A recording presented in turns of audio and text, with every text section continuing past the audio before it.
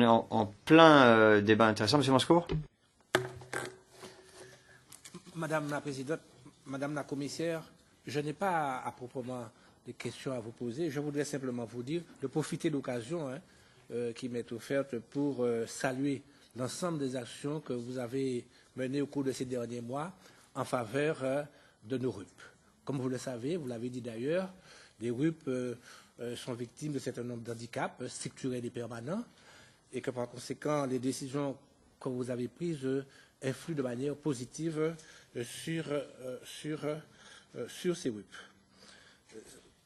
Vous savez que l'article 349 du traité de fonctionnement de l'Union européenne n'est pas souvent exploité. Je veux vous dire que vous avez su effectivement tirer toute la quintessence et prouver sa pertinence et son efficacité, puisque vous avez su l'utiliser à bon escient au cours de ces dernières semaines. Je me félicite par conséquent de la décision de la Commission en décembre 2016 qui a permis à l'État français d'accorder une enveloppe de 38 millions aux producteurs de canne, de sucre. Et vous savez bien sûr qu'ils sont confrontés à une concurrence parfois très rude et féroce. Et à l'aune de la fin des quotas sucriers et de la concurrence féroce qui sévit sur le marché, il était important que vous puissiez accorder cette possibilité.